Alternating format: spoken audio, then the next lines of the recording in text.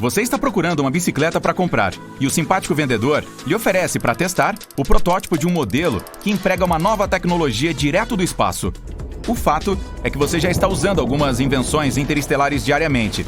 Pneus de borracha infláveis comuns não funcionam tão bem nos perigosos terrenos rochosos e arenosos da Lua ou de Marte. O rover Curiosity de Marte teve alguns danos pelo caminho apenas 16 meses após o início da missão.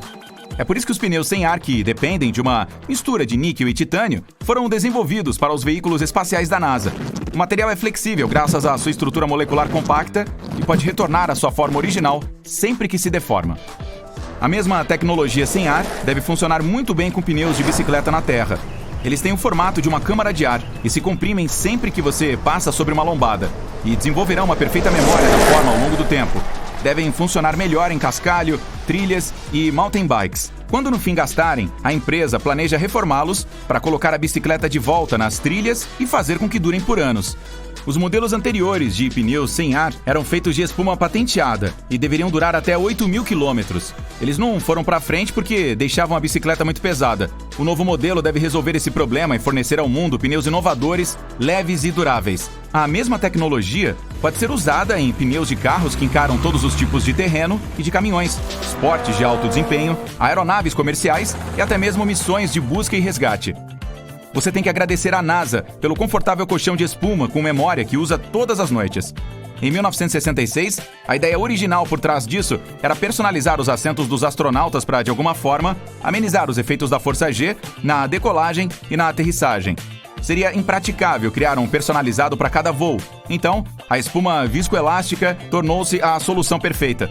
Ela se ajustava facilmente ao formato do corpo do astronauta e voltava a um estado de repouso quando não estava em uso.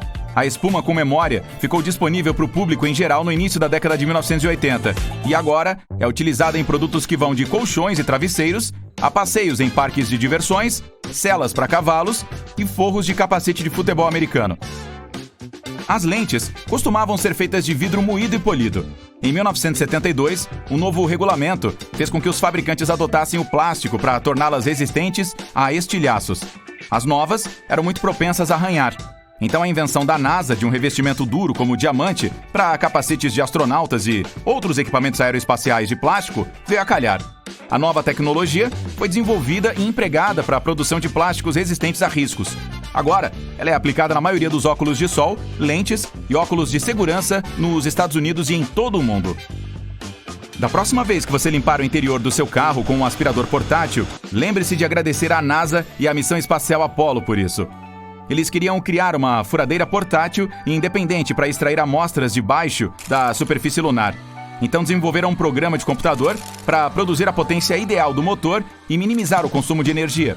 Esse programa foi posteriormente adaptado e utilizado para criar uma série de equipamentos domésticos alimentados por bateria.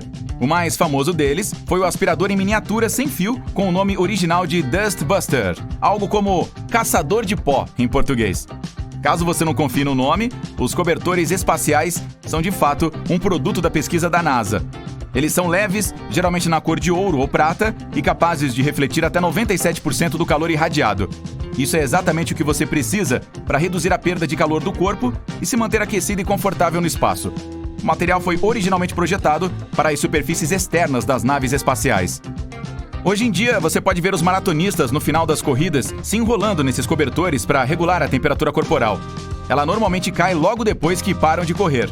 Outra invenção da NASA é o isolamento denominado barreira radiante, feito de poliéster aluminizado. Ele foi projetado para sobreviver em ambientes com temperaturas extremamente baixas e agora faz parte da maioria dos isolamentos residenciais. A tecnologia de liofilização para alimentos não foi criada pela NASA, mas bastante melhorada por ela, para embalar mais lanches para as longas missões Apollo.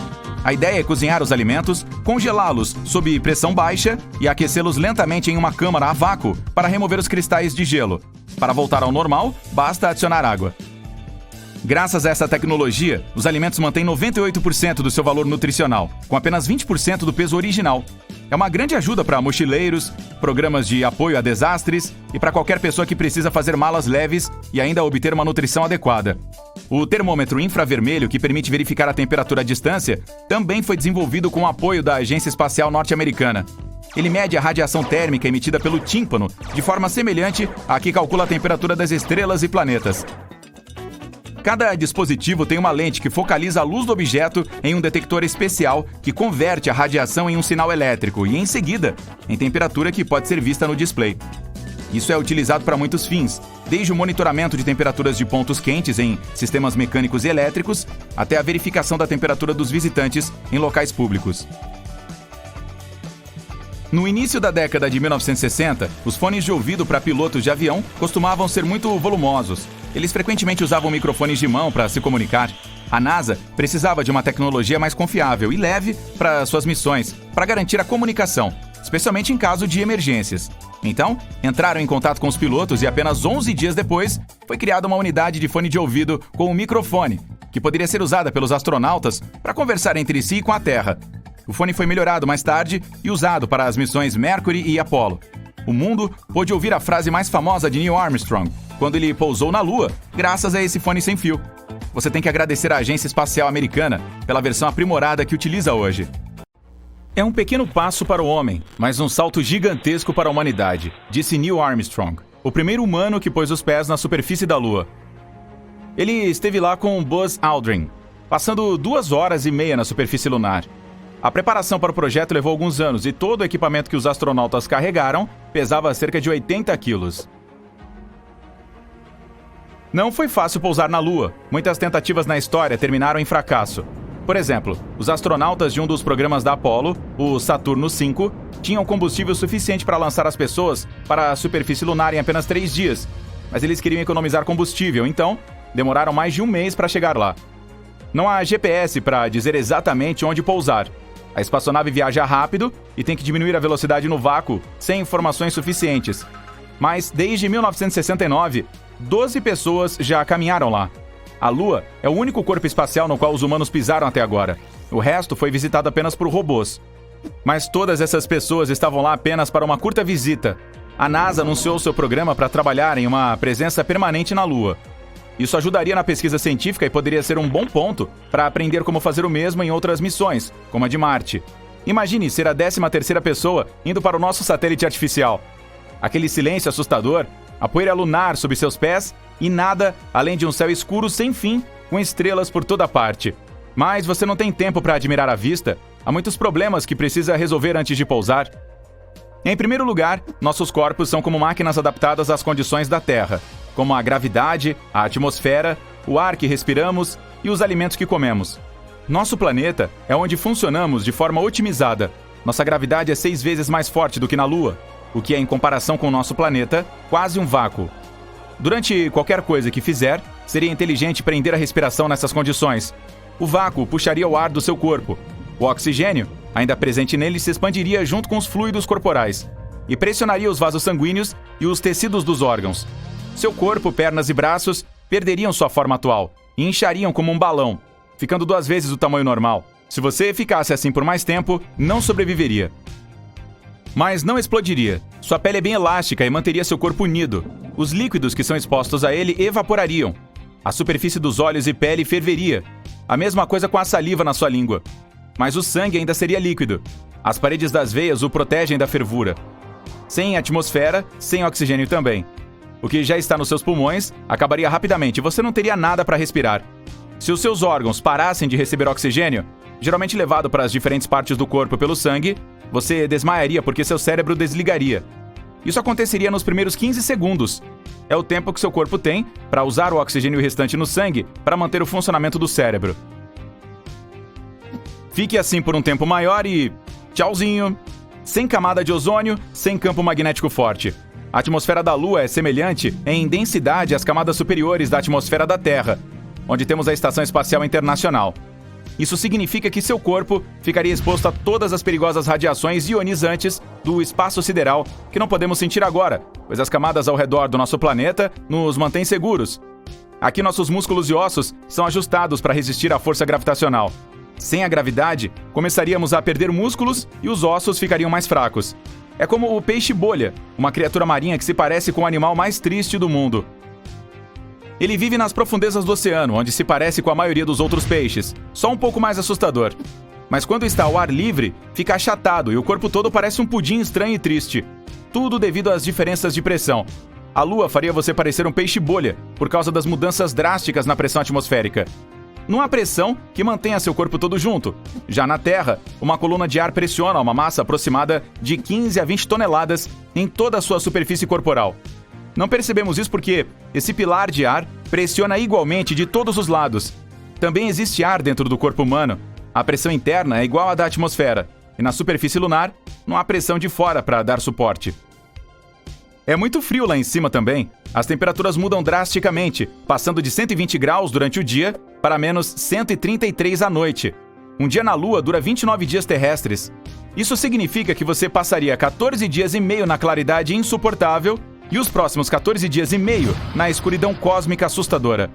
Você pode congelar se for noite da mesma forma que em outros lugares do espaço. Dependendo de onde estiver exatamente, isso aconteceria dentro de 12 a 26 horas. Ou, se você visitasse a Lua, durante apenas uma tarde normal, viraria um crocante queimado. É melhor fazer como o Apollo 11 e ir de madrugada. A superfície lunar ainda não está tão fria e não houve tempo suficiente para ficar extremamente quente. Mesmo que você tenha sobrevivido a tudo isso, há milhões de colisões de meteoros todos os anos. Todas aquelas pequenas partículas de rocha ou poeira se movendo muito rápido, ou mesmo os detritos de espaçonaves e satélites orbitando. Um ser humano não conseguiria sobreviver nessas condições por mais de um minuto. Para fazer isso e ficar um pouco mais na Lua, a primeira coisa necessária é se proteger da radiação. Seria preciso uma pressão atmosférica simulada semelhante à da Terra, e ela deve ser estável. Você teria que manter a temperatura do ambiente para que seu corpo não congelasse nem queimasse. Proteção contra detritos espaciais e poeira cósmica. Oxigênio respirável. E também um sistema de comunicação, água, comida e talvez algumas outras coisas para funcionar normalmente. Em 1982, a NASA começou a usar uma unidade de mobilidade extraveicular, EMU, na sigla em inglês, para suas atividades no espaço sideral. A última missão da Artemis estimulou o desenvolvimento de uma nova geração de trajes espaciais. Um deles é o incrível XEMU, de última geração. Provavelmente ele será implantado em alguns anos. A roupa contém oxigênio, tanto para respirar quanto para deixar estável a pressão que mantém o corpo junto. Uma parte do traje, a roupa para resfriamento líquido, é justa, o que significa que se ajusta ao formato do corpo e tem um sistema que recebe água fria e a faz circular. Você está voando pelo espaço, desviando de estrelas e buracos negros. Sua velocidade é tão grande que você pode ir de uma galáxia para outra em apenas alguns minutos. Parece fictício demais? Bom, tudo isso pode se tornar realidade, pois a NASA já testou a tecnologia que pode nos permitir mais rápido do que a velocidade da luz. Vamos dar uma olhada na frota espacial atual. Para voar para o espaço, usamos foguetes convencionais, transportando toneladas de combustível e oxigênio. Essas duas substâncias se misturam e inflamam. O fogo explode dos foguetes. Os gases de escape se movem para baixo e os foguetes se movem para cima, como se estivessem sendo empurrados. É assim que funciona a propulsão a jato. Dessa forma, podemos fazer o foguete se mover a quase 8 km por segundo. Nessa velocidade, você pode atravessar os Estados Unidos de costa a costa em apenas 8 minutos e meio. Mas ao falar de espaço, isso é muito lento. Uma viagem a um planeta vizinho, como Marte, leva cerca de 7 meses. E uma viagem à borda do nosso sistema solar levaria cerca de 35 anos. Foi quanto tempo a sonda espacial Voyager, lançada em 1977, precisou para chegar lá. Mas queremos viajar entre estrelas e galáxias. E a estrela mais próxima, Próxima Centauri, fica a 4,2 anos-luz de distância de nossa casa. Levaria cerca de 73 mil anos para chegar lá. Isso é mais tempo do que a existência da civilização humana inteligente. E se você quisesse viajar por toda a Via Láctea, que tem 100 mil anos-luz de largura, levaria cerca de 1,7 trilhão de anos. Em comparação, todo o universo tem 14 bilhões de anos. As pessoas viajam muito devagar. Mas, mesmo na velocidade da luz, ainda levaria 4,2 anos para viajar para a estrela mais próxima, e você precisaria de 2,5 milhões de anos para chegar à galáxia vizinha, Andrômeda. Mas não podemos acelerar assim. Isso porque as leis da física dizem que um objeto com massa não pode viajar à velocidade da luz. Um fóton de luz tem um peso infinitamente pequeno, mas se você quiser acelerar até mesmo um pequeno grão de areia a essa velocidade, precisará de uma quantidade infinita de energia. Talvez até mais do que existe em todo o universo. Mas os cientistas podem ter encontrado uma maneira de contornar as leis da física. Para criar impulso, é preciso se afastar de algo. Navios precisam de água, aviões empurram o ar, foguetes usam o combustível que queimam. Mas essa coisa, o N-Drive, funciona de uma maneira diferente. Um magnetron poderoso, como o do seu micro-ondas, envia ondas para este cone. É um ressonador. Faz com que as ondas internas saltem de uma das paredes e atinjam as outras. Como resultado, temos uma força fraca na extremidade estreita do cone e uma força forte na extremidade larga. E, se analisarmos essa força poderosa, veremos que ela é direcionada para a extremidade larga do cone. Portanto, o impulso será na direção oposta. Agora, vamos tornar esse modelo muito maior e colocar o N-Drive em uma nave espacial. A extremidade estreita do cone está voltada para cima, a extremidade larga para baixo. O magnetron começa a funcionar. O ressonador cria impulso e o foguete decola. Não faz barulho e não emite gases nocivos. Esse mecanismo pode acelerar o foguete muito mais rápido do que fazemos com toneladas de combustível. Em teoria, poderíamos até atingir a velocidade da luz. Parece ótimo, mas na realidade não é. Embora o inventor desse dispositivo tenha tentado provar que o N-Drive funciona, nenhum experimento independente em todo o mundo mostrou resultados positivos. A NASA patrocinou a construção de tal máquina em laboratório, mas ela não criou nenhum impulso durante a pesquisa. Outra opção que nos permitiria viajar muito mais rápido do que a velocidade da luz é a propulsão de Alcubierre. Um cientista mexicano descobriu uma maneira de usar a teoria geral da relatividade sem violar as leis da física. Digamos que temos uma nave espacial em um cobertor espaço-temporal, e ela precisa fazer uma viagem para o outro lado do cobertor. Em vez de apenas se mover do ponto A para o ponto B a centenas ou milhares de anos-luz de distância, a nave começa a puxar o cobertor em direção a si mesma. À medida que a nave espacial dobra o cobertor, o ponto B se move em direção a ela. Agora, a nave precisa viajar uma distância muito menor até o ponto B. Ela faz uma viagem rápida e depois endireita o cobertor tempo-espaço de volta ao normal. Voilá! Portanto, essa nave espacial não precisa de motores potentes que queimem toneladas de combustível e oxigênio. Ela se moveria em uma espécie de bolha, mas a parte mais difícil é criar essa bolha. Para fazer isso, precisaríamos de uma quantidade de energia aproximadamente igual à energia de massa de Júpiter. Isso é mais do que podemos produzir na Terra. E ainda assim, os cientistas estão planejando testar essa tecnologia em uma pequena sonda espacial do tamanho da Voyager. Mas esse experimento pode levar décadas ou até séculos.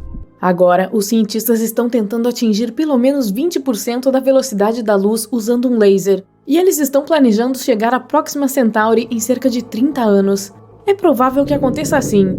Uma nave-mãe será lançada da Terra. Ela carregará milhares de sondas espaciais do tamanho de uma unha. Depois de atingir a órbita, a nave-mãe lançará as sondas no espaço. Cada sonda então levantará uma vela, um pedaço fino e reflexivo de material do tamanho de um estacionamento. Então, será focado um poderoso feixe de laser da Terra diretamente nas velas das sondas. Isso lhes dará uma aceleração 1000 vezes mais forte do que a aceleração da queda livre na Terra. Uma a uma, as sondas serão lançadas e irão para o seu destino. Nem precisaremos manter esse feixe de laser o tempo todo.